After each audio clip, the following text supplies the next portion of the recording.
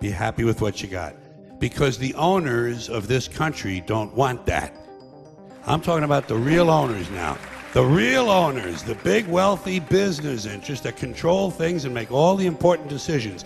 Forget the politicians. The politicians are put there to give you the idea that you have freedom of choice. You don't. You have no choice. You have owners. They own you. They own everything. They own all the important land. They own and control the corporations. They've long since bought and paid for the Senate, the Congress, the state houses, the city halls. They got the judges in their back pockets. And they own all the big media companies, so they control just about all of the news and information you get to hear. They got you by the balls. They spend billions of dollars every year lobbying to get what they want. Well, we know what they want. They want more for themselves and less for everybody else. But I'll tell you what they don't want. They don't want a population of citizens capable of critical thinking. They don't want well-informed, well-educated people capable of critical thinking. They're not interested in that. That doesn't help them. That's against their interest. You know what they want? They want obedient workers. Obedient workers. People who are just smart enough to run the machines and do the paperwork and just dumb enough to passively accept all these increasingly shittier jobs with the lower pay, the longer hours, the reduced benefits, the end of overtime, and the vanishing pension that disappears the minute you go to collect it. And now they're coming for your Social Security money. They want your fucking retirement money. They want it back so they can give it to their criminal friends on Wall Street. And you know something? They'll get it. They'll get it all from you sooner or later because they own this fucking place. It's a big club, and you ain't in it. You and I are not in the big club. And by the way, it's the same big club they use to beat you over the head with all day long, where they tell you what to believe. All day long, beating you over the head in their media, telling you what to believe, what to think, and what to buy. The table is tilted, folks. The game is rigged. Nobody seems to notice.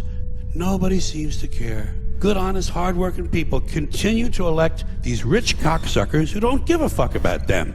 It's called the American dream because you have to be asleep to believe it. Human beings are nothing more than ordinary jungle beasts, savages, no different from the Cro-Magnon people who lived 25,000 years ago in the Pleistocene forest eating grubs off of rotten logs. No different. Our DNA hasn't changed substantially in 100,000 years. We're still operating out of the lower brain, the reptilian brain, fight or flight, kill or be killed.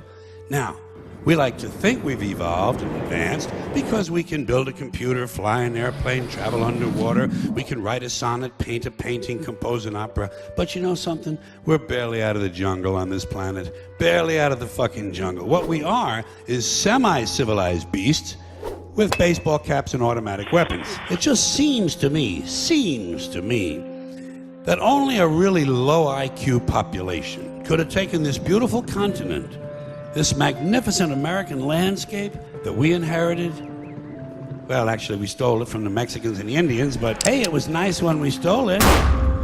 Only a nation of unenlightened half-wits could have taken this beautiful place and turned it into what it is today, a shopping mall. Mile after mile of mall after mall. Many, many malls, major malls and mini malls. They put the mini malls in between the major malls. And in between the mini malls, they put the mini marts. And in between the mini marts, you got the car lots, gas stations, muffler shops, laundromats, cheap hotels, fast food joints, strip clubs, and dirty bookstores. America the Beautiful, one big transcontinental commercial cesspool. And how do the people feel about all this? How do the people feel about living in a coast-to-coast shopping mall? Well, they think it's just fucking dandy.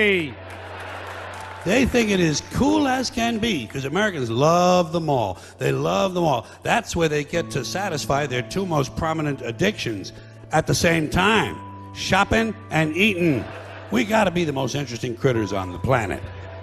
And then we wonder why a UFO doesn't just land and say hello.